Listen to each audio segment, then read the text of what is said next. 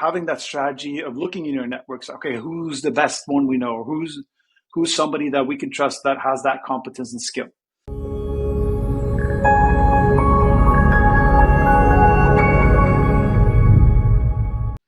Welcome to The Executives, the show where we navigate in the intricate world of executive leadership, exploring strategies, insights, and personal stories of successful professionals shaping the global business landscape. I'm your host, Majid, and today, joining us, we have Christian with over 2 decades of experience with brands like Metro Branding, Jotun, and currently he is running his own startup called the Flip App, which is in the crypto space. Let us welcome Christian. Hi og velkommen til podcasten, Christian. Oh, thank you, my friend. Thank you. Appreciate that. It was in the flawless Norwegian. Oh, yes. And Hi, no, hi and welcome. I appreciate that. I can write it now in my CV, fluent in Norwegian. Yeah. No, At least hi and welcome. Yeah, like in the brackets. Cool. Thank you so much, Christian. I'm very grateful for you for taking the time. So let's start because you have a lot of experience. You're a lot of experience. I want you to tell us more about yourself. Who is Christian? Oh, thank you for the opportunity. First and foremost, Majid. We first met, last year during a crypto event. But before that, I would love to go way back. But I'm a father of girls. I have two young girls, which mean a lot to me. I have a wife. I'm based out of Norway, but I like to look at myself as a citizen of the world. I have been traveling both as a young kid throughout my early years before getting into brands. And lastly, I worked 3 years in Dubai, where I was with a big chemicals and paints company, without saying too much. I love meeting new people. I love the relationship that we humans forge. I've been deeply passionate about technology and, let's say, the trade of marketing, because there I get to mix, being a person, because that's what it's all about at the end, creating relationships. I'm a marketer by heart, and I'm at best, let's just call it a super interested amateur tech guy who, I've been interested all my life. I don't have any formal education when it comes to technology, but been drawn to it ever since, I think my parents gave me my first calculator. I was just a couple of years old, and I was able to open it with a screwdriver and pick the parts apart and then see how it all worked. That's a little bit about my backdrop, Majid. I was probably all over the place, but I'm glad to be here. Weren't we all over the place? I mean, kids are supposed to be all over the place. If a kid is very serious and sitting like like talking about finance and stuff, I would freak out probably.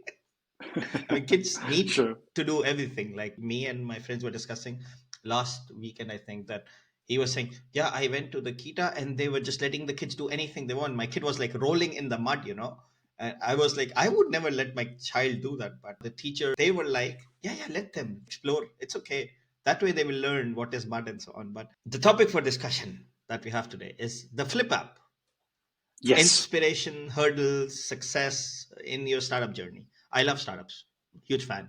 Respect, because you guys are taking risks, creating jobs, creating an economy, supporting the economy, by a lot of ways. Let's first start with what exactly is the Flip App? In all simplicity, Flip App is enabling anyone, anywhere in the world, to send small amounts of money or transfer funds, let's call it that, regardless of whether you have fiat, your traditional money in this crypto world, or if it's crypto, but we all have a phone. So the Flip App is just we like to say we read the blockchain manuals and we understand people using smartphones, and we created an interface which enables people to send or transfer funds across the world to anyone, in all simplicity. I understand, but let's first take a step back, because there are people who saw these other more crypto savvy people, or crypto natives as they call themselves, get rich, but these guys had no background. They were working in chemical architecture, had no clue what's a wallet, what's a hard wallet, and so on. Are these the guys you are like trying to help understand with the whole crypto sphere? It's a good question, and it's a longer conversation, right? I don't know when you got into the crypto space, the Web3, we tend to call it a rabbit hole. And then, you take a peek and you're like, what is this crypto all about? What is this, you hear people make some money. Maybe you saw Bitcoin on the rise some years back when one of its peaks in its bull runs. But I think for us, we are not necessarily in the crypto space to make the ultimate app, the ultimate wallet, that supports everything, that lets you invest. Because to be honest, there's plenty of them and there's plenty of good ones. But for us, let's go back to our sort of Genesis use case. Because for us that live in either Norway or Sweden, I mean, if you've been to the country, you might have experienced it. But here's a little bit of a diversion in the story. Here, 10 years back, they started something they called WIPs, which is essentially a way to send money, and I'm talking fiat, normal currency, with just using a phone number. And this started out 10 years ago and had in that space, and in Sweden it's called Swish. And in the span of 10 years, it has almost eliminated the need to carry cash. And why I'm spending a little bit of time to explaining this, because we've been walking around because our financial system is quite stable. The currency is quite stable. Okay, it fluctuates against foreign currencies. Yes, small countries tend to do that. But for us, I mean, I have two young girls. They're 9 and 14. This morning, she asked the youngest one, it's like, Dad, we have this canteen in the offering at school today. Could you send me, it's like 50 cents just to have something to buy in that school? And I was like, you know what? I don't have any cash on me, but she has the application. She's 9. I have the application. I walk in and I whips her. So we started out with, man, how can we, take this out to the world? And then I'm back in the crypto space.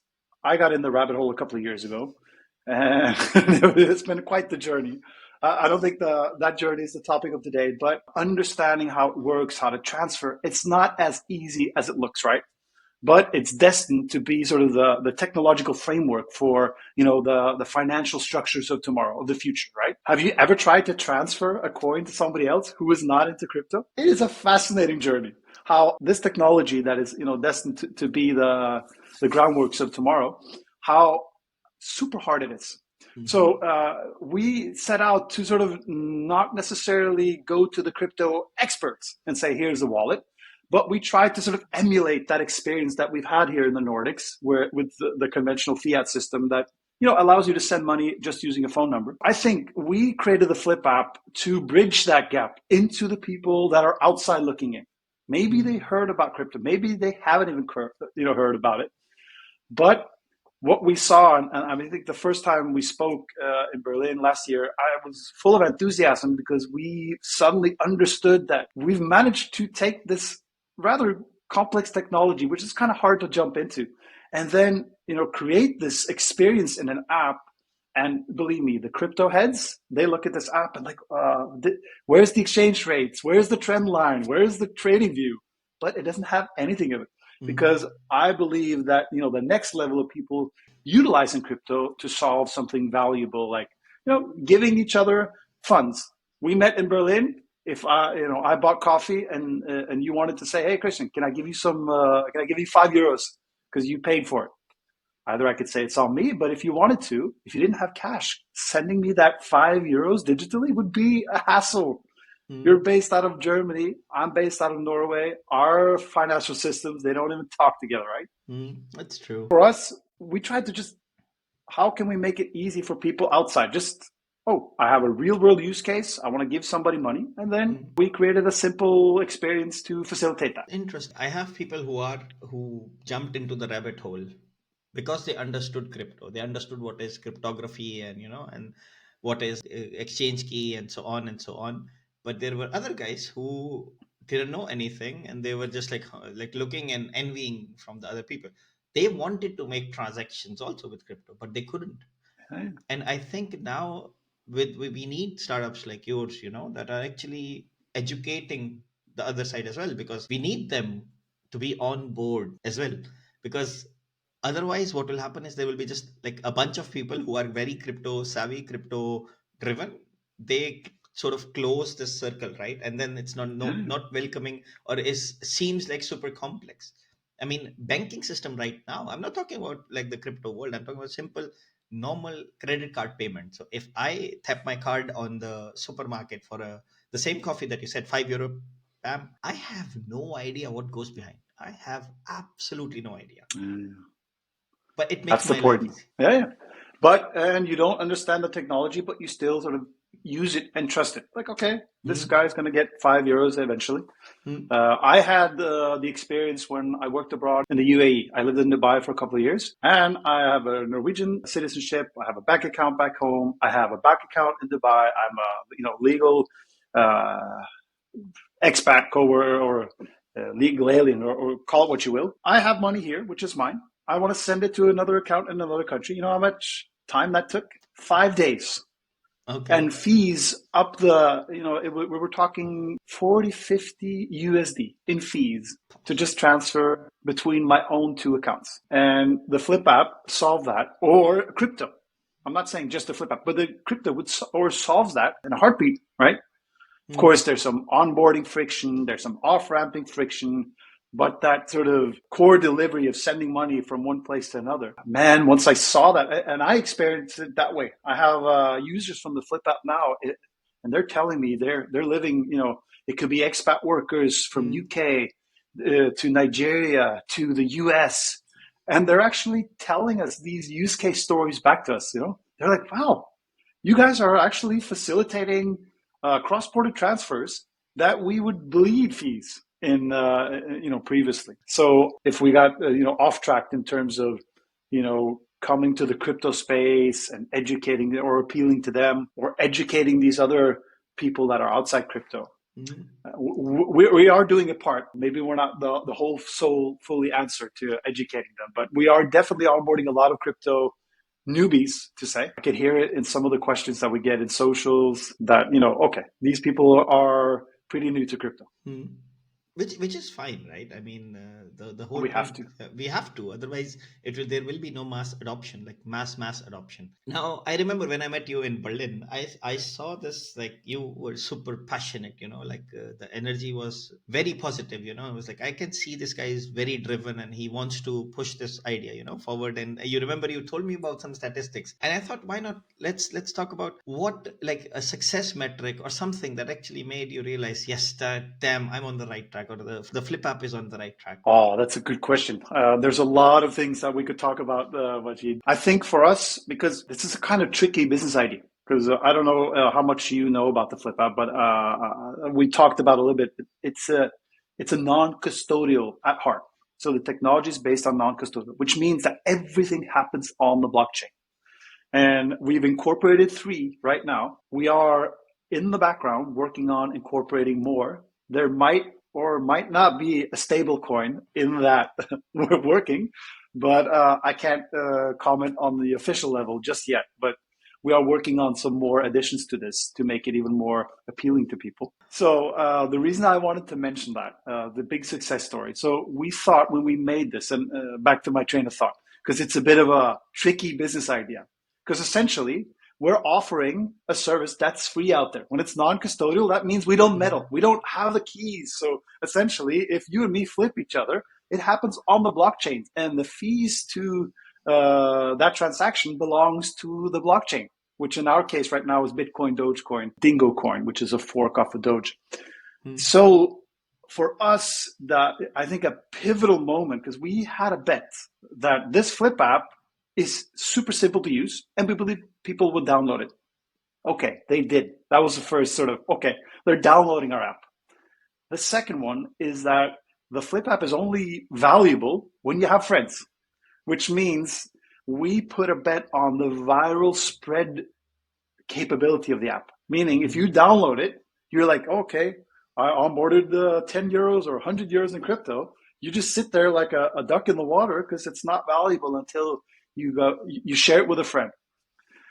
And when we see that this happens in real life, that people are spreading it, and that's what led to the exponential growth. I'm calling it astronomical, because we were very cautious in the beginning to like, okay, how much will this grow?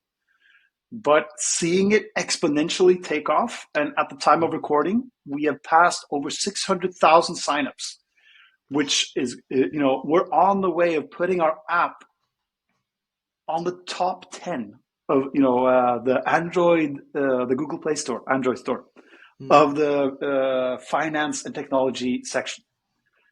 And that is a true testament. And I think for us, that one of the biggest sort of goosebump moments, because we have our dashboards in the background. If we get into the weeds a little bit, I'll talk a little bit about these ups and downs, because there's been some crazy rides. But when we understood that this was not just an hypothesis, it is actually happening. People are spreading this, and if we didn't control it, it would spread like wildfire. So I guess that's our biggest success, pivotal success moment, I guess. When you saw you had 500,000 is normally a big milestone. Whenever you see this 500,000, you're like, oh yeah, 500,000. How did you celebrate that? Oh, that was kind of fun. My background, I used to work in a company that was very, very eager to not have us at the home office. They thought, they were very true believers that culture is created at the workplace. So and it was an industrial company, so we weren't too fond of too much home office. Working out of home, working remotely. Of course, there was a lot of things happening, but shifting to the startup world, I'm here in a part of my house. It's been dubbed the Flip HQ as of now, but we actually, and the founder team, we're spread across 2 countries, and we're spread across different cities. But then there was a glass of prosecco involved in the team's call in the morning, where we actually said that guys, this came to fruition, this worked, and it was a hayride to get there. But then I must admit, it was a bubbly morning that morning. Okay. So that's interesting, but it's always a good way. So that's interesting. So now from successes, I'm sure, like you mentioned, that there's ups, downs, and there are also pivotal moments that actually or turning points in your journey, right? So can you share with us like a pivotal moment or two that you think actually changed something in the Flip app or made you think that you want to like continue this journey or so on? There's a couple. I think for the one I maybe wanted to share a little bit more with you was our let's not just call it naivety. But then when we created the core functionality, we knew we needed to tie it to the phone number, because that's there's no other wallets out there who lets you transfer to your phone number. And in order to do that, we need to verify the phone number, right? Because if we didn't verify the phone number, some guy listening to this interview would be like, man, I need to register Majid's phone number because he knows Christian and he has Flip app. So if Christian sends a flip to Majid, then I will get his money, right? So we needed a way for everybody to, verify. And to verify, we often send a one-time password over SMS, right? We're used to that as consumers. The keyword here being SMS, because what we didn't anticipate at all is how some regions and countries, there's something called SMS farming. And we had, one of these really pivotal moments. We started to exponentially super grow. The app spread like nothing. But then suddenly we saw that, hey, there's something fishy here. Because a lot of our new registered signups, they were also garnering SMS. There were SMS farms. And the way it works is that in these countries, they actually get a kickback from the telecompany in their country. If they can garner or create SMS traffic, they'll get a kickback of it. So there were some times there where we in the startup world, we were hanging over our dashboards and seeing this take off. And we're like, whoa. Why is this number series, sequentially? This is not right. And then we were sort of exposed. And I don't know if you've seen Elon Musk talk about this in Twitter, that they were leaking something around $60 million in SMS farming and cost due to people just creating SMS traffic with their local carriers. So for us, when this happened to us, we didn't. There's no playbook who says it, right? So you sort of have to experience it. And as a startup, it was, I think it was 2 a.m. local time here. And then there was calls. One guy was at a party, had to sort of, retract. Somebody was sleeping. It's like, something is happening. We need to figure out why this country is going bananas here right now. And it turned out that, if we hadn't controlled this in the beginning, this would have quickly taken our seed money out the drain, because once you're dealing with a global market, If we just everybody takes a day off at the same time, and this happens, and we don't have systems in place to stop it, it could just chew up your money in a heartbeat. Interesting. Now, you partly mentioned a topic which is like I'm getting a lot of questions about seed money. Yeah. So funding. I get so many questions. Like Majid, ask founders how has their journey been when they were raising seed money, Series A, or pre-seed. So can you maybe put some light on that with your own story about how was it for you? I think it's a great question, and it's a great topic, and probably the most underestimated stage of a startup journey. Ours is ours, but there's a lot of entrepreneurs out there who have tried probably and also made the same learnings. I'm not going to call them mistakes, but it's a full-fledged job in itself, and I'm not talking just a couple of hours a week, because there's in the seed, there's a couple of stages, right? There's some call it pre-seed. It's if it was you and me starting a business, it's your money and my money going into it. But then we start to go into family and friends, and it's that seed round, right? But the amount of people who were like, "Yeah, that's a great idea. Flip app sounds super," and in Norway, right? They were like, "Yeah, it emulates what we know. It's a sure thing. Yeah, I would definitely invest in that." But the Mm-hmm. time from that commitment to actually getting the funding in the seed round, that is many meetings. Even though there's people there's like the mother, the father, the uncle, the people that angel trust you. They just go like, okay, we believe you, we'll invest. But once you need to convince your friends, this is a risky move, right? Startups Mm-hmm. is a risky move. We have statistics here. It says 9 out of 10 will fail. So you have to believe that you're that 1 out of 10, right? And you also have to convince people in the seed round, which is a lot of you're sort of lending into your credibility and trust.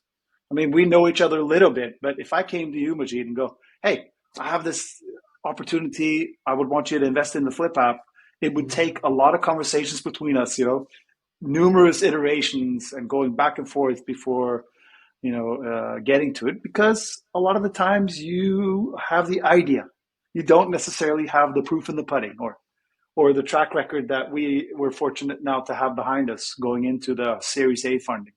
Mm-hmm. So for us, it's a way longer run. It's not a sprint, even though people say yes, we want to be in that seed round.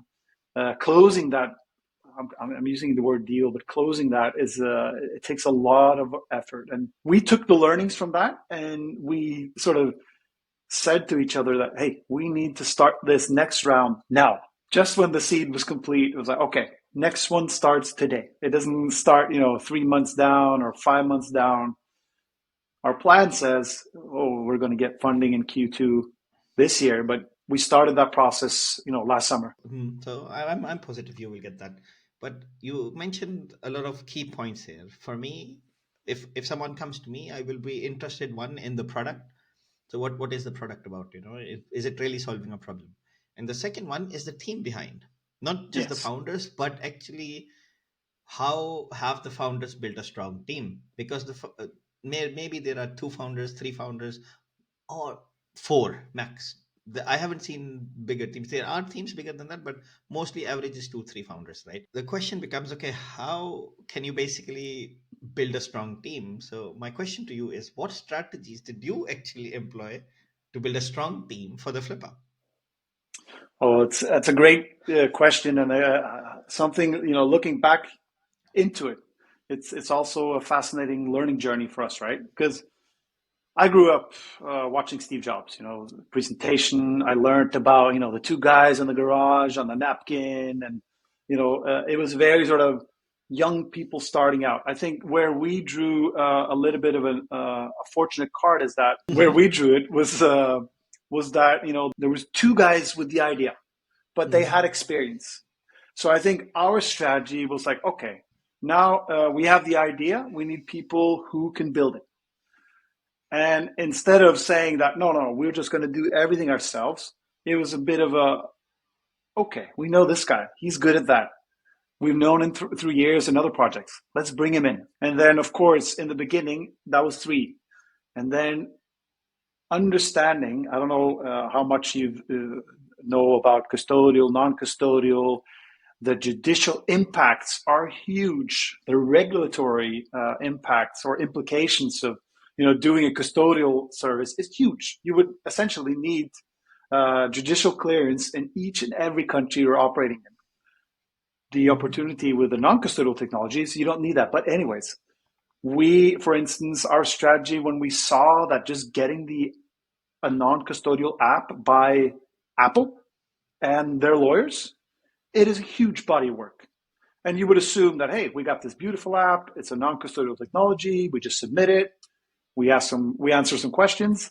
But that took a lot of energy and effort. So for us, bringing somebody with that expertise into the team, of course, bringing them in as call them co-founders or additional founders. They're not people who are employed by the Flip app, but still get ownership in terms of what they have, is the ability to sort of identify that you need it, regulatory expertise, because buying these services, legal services, I'm sorry, but these guys are making some very good money, right? So if you're out there, have to buy it over the counter every time, it's just going to break the bank before you even get there, right? So having that strategy of looking in your networks, okay, who's the best one we know, or who's somebody that we can trust that has that competence and skill, which has, in the sense, some of us are fully employed, but most of the team, they're there with equity ownership, but they contribute with their, long-standing expertise within legal, within, tech, within business development, venture funds, marketing, communication, and so forth. So I think that's, at least for our journey, the best description of the strategy to sort of build that team. Because even though we're not that many employed, I have a daily scheduled call with the whole team, and we're at least 3 to 4 on that call. At least 3 people every morning. Even though there's only a few of us who sort of are full-time committed to this on paper. Because now from the bigger picture, we go into theme, and then there are, like, for me, what I've seen, there is one person who's the innovative, creative kind of person, and then the second one who's a more practical or the realist, who's like, this is not doable, this is not doable. So how do you balance innovation with practicality? Because I mean, crypto is a very innovative space, right? You can do a lot of things. For me, or for us, I think just a little bit of a background. 2 of the guys in this founder team, in this Flip app, one of them has a PhD in mathematics. The other one was on the national team of mathematics in Norway. So there are 2 guys that are very numbers focused, very analytical. They have huge amounts of business acumen. And then we have 2 from the marketing, more of the space that I've been in, and then 1 lawyer. So you can imagine just the internal pressure chamber that this could turn out. But to the question that you had, sort of how do we balance that sort of, this is super innovative, this is where we want to go towards, hey, this is feasible, this is what we can do today. For us, that balancing act happens through dialogue, through involvement, through taking those discussions. Because when I look back at the journey that I've been a part of, and they started a little bit before I came along, but the fact that we could put it on the table and thoroughly discuss it, and with the experience that some of or the team has collectively, the discussions are very interesting. We challenge, but we're sort of committed to listening and learning and go, hey, that perspective is better, even though I'm super convinced that this is the best way to develop the product further. We respectively listen to each other, but it needs a thorough discussion. So I guess that's how we balance it, I guess, for us. Discussions means agreements and sometimes disagreements, which is fine, right? Normally in corporates, there is a process, there is someone who can say that, what, we're going to this way. But since you guys are more than one founder, there are sometimes disagreements. And how do you overcome disagreements between founders? I wouldn't say it happens all the time, but there's very Mm, strong. There's strong personalities. There's strong individuals that they make their voice heard. I remember some of the first meetings, and it was like, wow, uh, man, how are we going to get out of this? But I think it comes with that experience. It's a bit of a double-edged sword, right? You want to mm, get your message across or your opinion, and you're like, no, this is the right one. But it's also that experience that if I don't budge, if I don't compromise at all, if I don't listen to reason, you have a better argument than me, then we're just going to be in what's the best English word for it? That stalemate, where or American. mm, If nobody budges, we can just sit there and say, hey, we want a stable coin in the app because innovatively, technologically wise, we can make it. But from a conceptual or marketing side, it doesn't make sense, or it makes super sense. If we don't meet in that middle and do that compromise, it's not going to work. So I mm. think for us, it's and we come from a very democratic country, so we tend to sort of want to push bigger decisions into our chamber, pressure test it, and then if three guys go, you know what, this is the best, then the majority would prevail. Now you mentioned pressure testing. Before also you mentioned something like feedback. Now my question is more, I'm interested in understanding how does user feedback, because people always have opinions, right? Your customers will always say the best app or app, Yeah. So how has user feedback actually shaped the evolution of the Flip app? I'm glad you asked this, Majid, because for us as a marketer, I mean, user insight has been super important and critical in the last, or ever since I came into the space, some almost 20 years back. But that's another story. But you heard about Henry Ford, right? Yeah. Asking, saying that, if I just ask people what do they want, they just want more horses because they didn't know about, the cars that they could build. And I kind of get the feeling that we have some sort of Henry Ford moments in this, right? Because if I go into the crypto world and ask them, what's the best wallet? Most likely these guys are going to go, oh, it has whatever Trust Wallet has, whatever the Binance wallet has, whatever MetaMask. And they'll just take the best of that world. But I think it's about approximately 500 million out of the world's population that has some sort of relationship with crypto, whether they like it or not, right? Which means there's a whole lot of people who doesn't have. And if I go out, in my network and ask them, what do you want out of the next level finance app? The non-crypto people, they don't understand necessarily what blockchain technology opens up and facilitates for, right? Mm, So in that case, if you ask them, they're going to just base their sort of what do we want based on traditional finance, and we see open banking projects. The Revoluts, the banks that mm, has a IBAN, but you also have a crypto account, but it's mostly custodial, which means it's the bank. That's a lot of approvals. Takes forever for them to grow because there's a lot of regulatory, bush you need to get through. And if you ask the crypto people, they just go bananas with what the crypto heads want. So for us, that Henry Ford moment came. That why not fuse the best of both worlds? But I think for the crypto people, it's ultimately a trade-off, right? Because mm, if you open the Flip app, you don't see the trend. You don't see if Dogecoin has gone up or down the last 24, which is like the first thing we crypto people would look at in the morning. When you wake up, you check your mm, portfolio, you're like, oh yes, it's up, or man, it's down again. So for us, that initial user feedback wasn't that great, but once we put the product in front of people, we're spending a lot of time, with the community. And I'm saying but I mostly hold the reins of the X account, of the Telegram account, and I'm, truly curious when it comes to users saying, "Hey, this didn't happen," and like, "Hey, you need to introduce P2P trading." I was like, "We don't have that. We don't have it in our roadmap," but I take every opportunity I can to just go like, tell me a little bit about what you would want out of this. Let's say we did offer it. How would you use it? How would you not use it?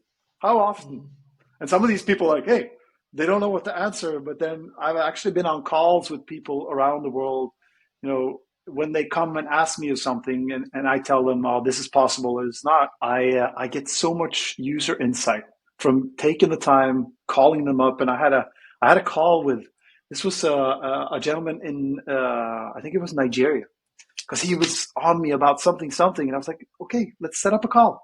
Let me understand what you're coming from. And he gave me some very powerful insights that, I we seriously put that on the roadmap, and then we're discussing how can we implement this. So I think for us, it's going to be front and center, because if we don't listen to the customers from here on out, we made a little bit of a bet in combining the smartphone, telephone number, text, and fiat with non-custodial technology. But it's solely at the heart of the guys using it, right? Because if they stop, our whole castle crumbles. That's true.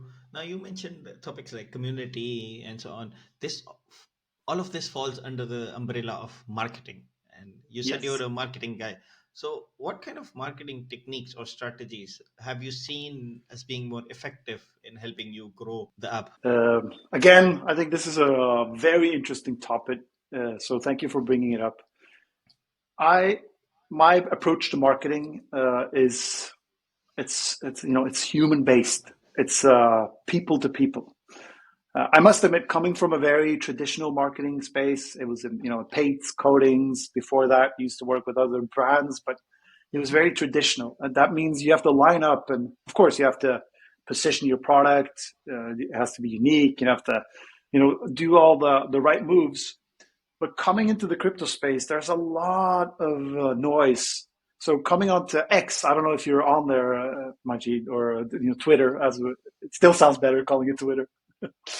What we saw was like we tried to emulate the other projects in the beginning, with some good tweets, good posts, informative, shilling. I tried using influencers like everybody else.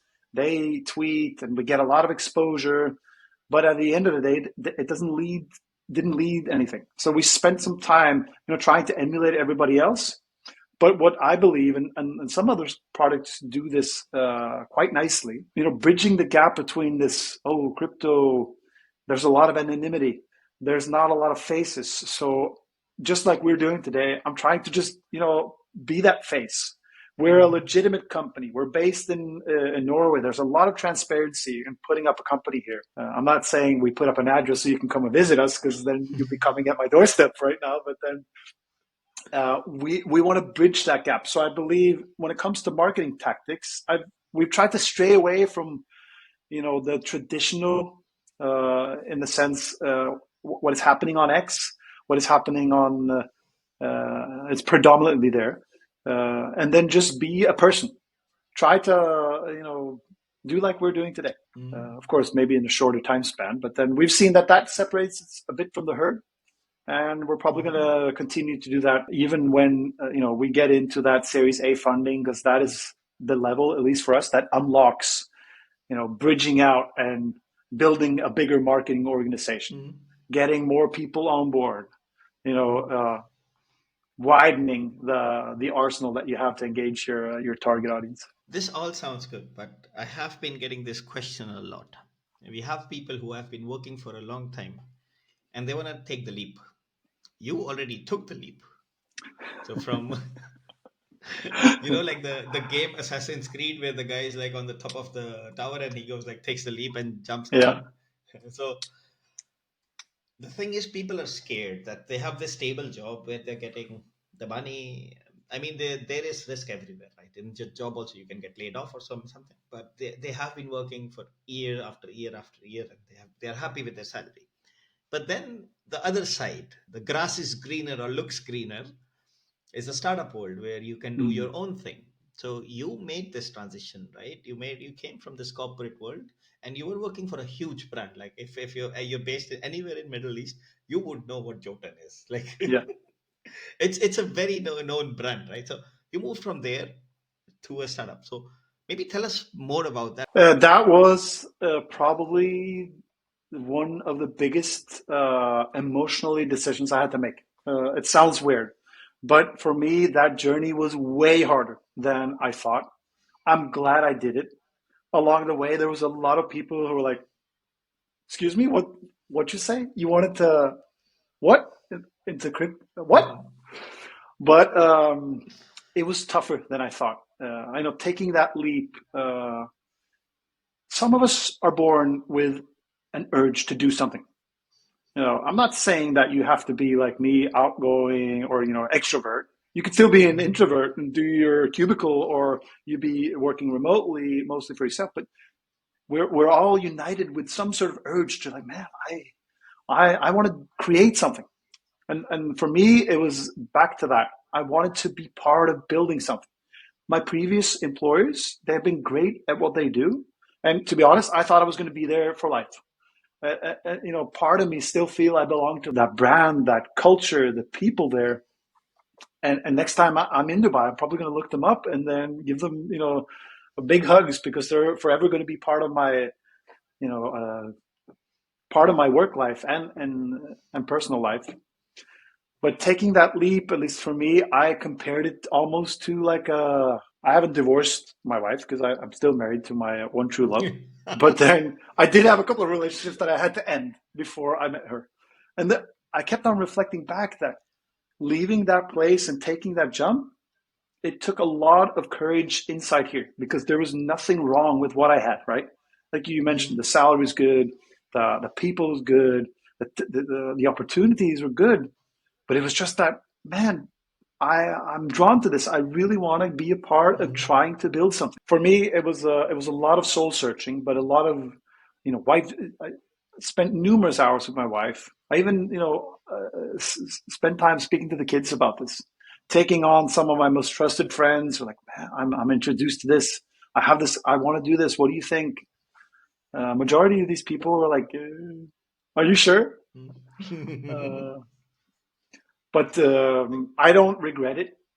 Obviously, there is a chance that things don't go as they're planned, but I'm at least under the call it opinion. But I think that when you start to do something, it's going to open Mhm. new opportunities. It's going to open new doors for you. So if in case, let's say Elon Musk launches the exact same thing with X later this year, right? You know how much they're talking about payments and with X, right? Who knows? What if they launch this and then just like, oh, we already have 600 million users. Boo-doo-doo. On a personal level, I have this belief that things are going to pan out, because it's not like I'm laying down on the couch saying I don't want to do anything. You're out there, you're putting positive energy out there, and you're learning along the way. And I think I ended up saying that, listen, what if I do this for 3 years? Will I get stupid of doing it? Will it be like, hey, you turned off your engines, you didn't learn anything for the last 3 years. Now that you're 3 years way worse off than you were when you took the leap. On the contrary, you'll be way smarter. You'll have Mhm. first-hand experience and knowledge about the raising of capital, the finding your footing as a brand, coming to the events that where I met you in Berlin, building your network. Who knows? This interaction that we're having, Majid, might open the doors for both of us in different avenues that we didn't anticipate going into. Hmm. That's very true. That's very true. I mean, the biggest thing, like I'm always asked about the guests in the podcast. Majid, did you meet these people personally? I'm like, most of them, yes. I have seen them, like they're real people, I've met them. I have shook my hand with them, and, we talked about it, and then you're able to connect, and like you said, partner management, or basically networking, is more about, maybe there is nothing I can do to help you right now, maybe down the line, or maybe I know I need to know something about crypto or something, or a feature you launched or something, then I know who to go to. Yeah, I mean, it becomes easier, right? Everything becomes much more better. And at the end of the day, the best thing that you said for me to the, like, that was, it is all about the people, you know humans at the end. yeah, Decision making, using the app, everything is human.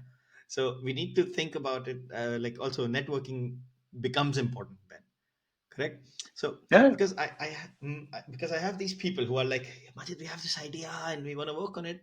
The idea sounds good, but the problem is I have no idea if they are able to sell it or not. I mean, I'm not the sales guy there. At the end of the day, if you're an entrepreneur, you're doing finance, you're doing sales, you're doing marketing, you're doing business development. You might even be coding. Like I have seen CEOs who never coded in their life writing SQL scripts. Like Yeah, so.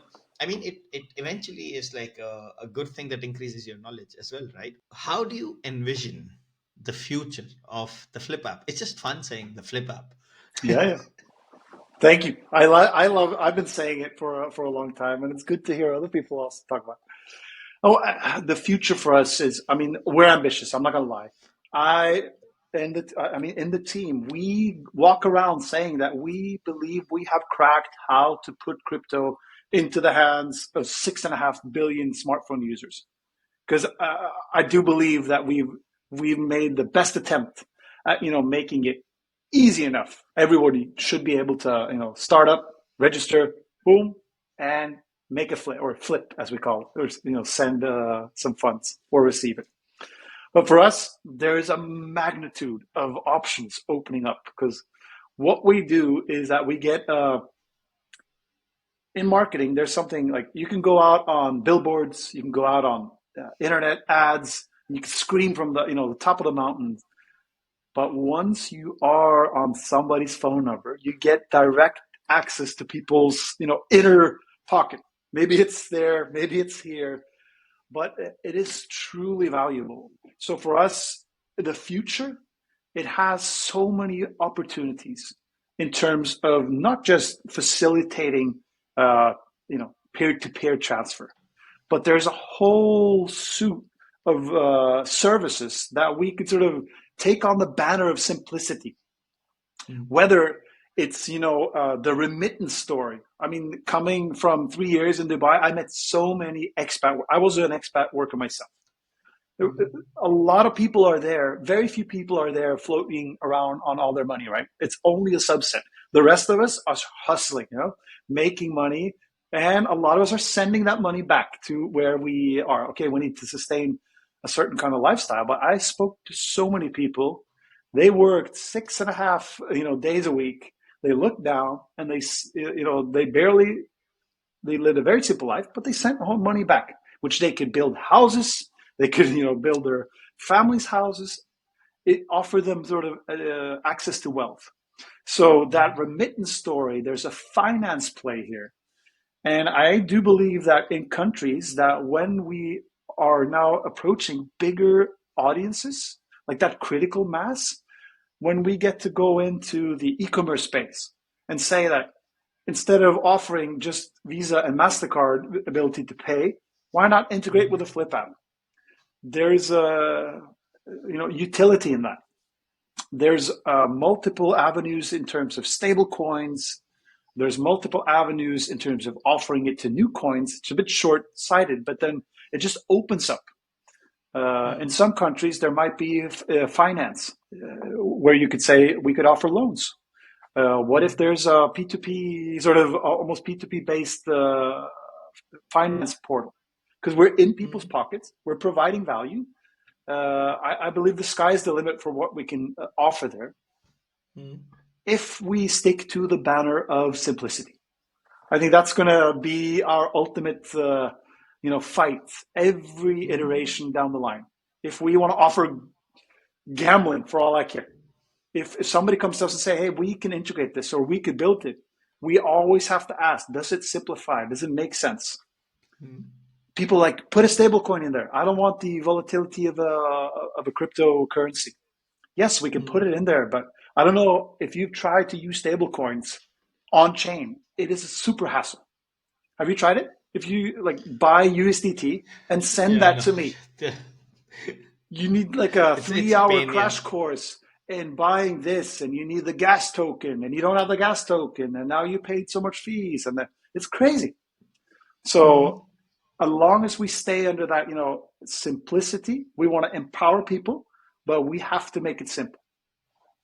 So for us, the sky is very blue when it comes to seeing where this will develop, and I think in time with our partners and our investors, and I think first and foremost our users, if they want it and we can make it simple, that's our cue. to really, go down and offer something that, the market hasn't been able to do with the technology we have today. When you were answering this question, what future and what your goals are, I also could figure out that there was advice involved. There were you were giving advice for anyone listening. So let me ask you this directly then, Yeah. because there are many founders or aspiring founders, who want to start their crypto startup or any kind of startup, but what advice would you give these people who are thinking that should we take the leap? They're standing at the edge and like, they look behind and they see like a stable job, and then they look in the front and they see that, okay, there's a leap. I would say I would say surround yourself with people that also want to take that with you. Because doing it alone, I keep on saying this to both myself and my friends.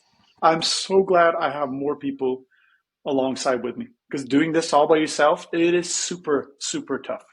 And Mm, to be honest, it wouldn't have worked. So you mm, need to surround yourself with other, a like-minded person or a couple of people who are willing to take this. mm, So that would be, the advice I would go to it. mm, And I think my third is I never got to visit Taj Mahal, but I've always been sort of taught that is one of the, it's a grand building. You could say Rome wasn't mm, built in a day, right? The Taj Mahal, or there's, the big structures of the world. But you have to start somewhere. And a lot of the times I would think that people out there with a tickle of fire in their belly, like, oh man, should I do it or not? Should I take that leap? My advice to myself and to other people willing to listen to that is you have to get started. If you sit there and plan, it's just going to, wash away from you, because you have to build it step by step. And I see this every day. I start out the week or the next 2 weeks, and I schedule my calendar. I go boom, bada boom, bada boom.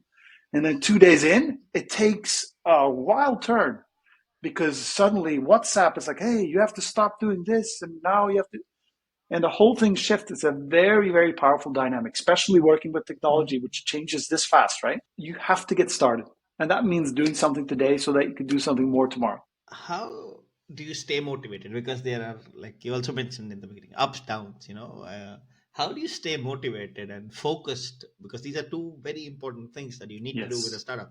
Because startup founders often I've seen are like, hey, let's build this. The next day, hey, you know what? That's a good idea, but I think this is even better. And then when the whole AI trend started, oh, you know what? Let's just put in ChatGPT, Mm. API. So how do you? Because when I met you, for me you were very focused, like you were not telling me about this thing, that thing, like the way you explained the idea to me, and now today also the way you explained the idea, it was very clear, to the point. It shows that you're focused, and two, from your answers it can be seen that you're very passionate and motivated. I am sure the journey has been like, like up down up down. So how do you do that?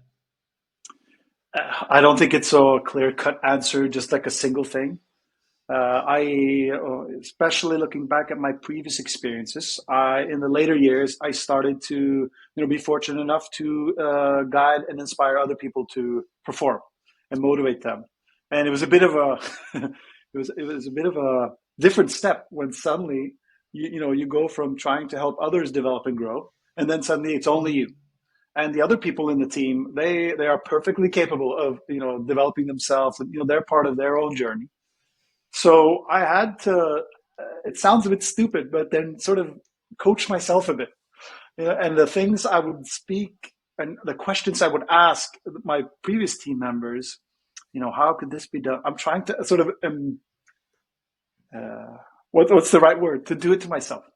To sometimes just set mm, aside and go like, wow, because especially working remotely, and then you feel that the motivation dips a bit, or, the focus drifts off. There's tasks to do. Of course, you have that drive and that motivation, but then if your heart, at least for me, if my heart isn't with it, I have all the right logical reasons of why, but then I have to feel it. mm. And the key to me is just I try to coach myself a bit. I know it sounds a bit stupid, but then No. if I'm down a bit, I'm like, oh, that's not going to work, and then sort of have to sit down. And I don't do it like, talk to myself, but have a conversation with yourself like you would with your team before this experience. And oddly enough, it gives me the ability to pick up. And I think if my wife was standing in the doorway, she'd be like, Christian, I'm also helping, because it's also a bit about opening up to people that are close to me. Because if I coach myself and did it all by myself, I think I would be a little bit of a castaway candidate, like Tom Hanks in that movie, right? Where you speak into your volleyball, Mr. Wilson. But so of course, I think for me, bringing the people close to my life, telling them about this, and taking on their outside perspective would be probably the one that helps me direct and shift. That's a very wise answer, because whenever I'm sitting down, I'm thinking there is no one better than myself who knows myself like the way I know myself. That was very philosophical, but it is what it is, because I know what my actual life goal is. My manager might not know, because I might be in the company for 2 years, 5 years, 10 years, 20 years, I don't know. But my actual life goal, it's something I know that this is my ultimate goal. And if you don't measure your journey that you have been, like how you mentioned it, you will never reach that goal. Like if No, you're not tracking yourself, it would become impossible. But I think these words were very, very important, and it's important for people to do introspection. Like look yeah, at yeah. yourself, like look into your own self. Is this the goal that you had set for yourself? But with that, I want to say thank you so much for joining today, Christian. This has been very fun. Like I really enjoyed our conversation, and has been truly inspiring and insightful. And I'm very grateful for your time, and also sharing these key, valuable knowledge and expertise with us. So, would you like to share something as a closing remark for our audience? First of all, I would like to thank you for the opportunity to get to know you, but also bringing me along this journey that you're on. From my side, like to share. I mean, you could hopefully tell by this conversation that I'm more than average enthusiastic about the Flip app. I know it comes off as a shill, but I would love if you were to download it and give it a go, but also reach out to me and connect with me on, if it's X, if it's LinkedIn, if it's on Telegram, and not just, of course, offer up something around the Flip app and how you perceive it, but connect with me. I'm on LinkedIn under. You could probably put it in the show notes, like they say in in the podcast world. Yeah, But yeah, yeah. I'm a true believer in that. And if there's other like-minded people out there, uh, who see the value in that connection based on that conversation, that is something I would really appreciate. Cool. All the links would be in the description section. So if someone wants to go to the Flip app, they can directly go from there. But thank you so much again, Christian. To our listeners, thank you so much for tuning into the Executives this week. If you found this episode valuable, don't forget to subscribe, comment if you agree or also disagree with Christian, and share it with your network. Until next time, this is Majid signing off.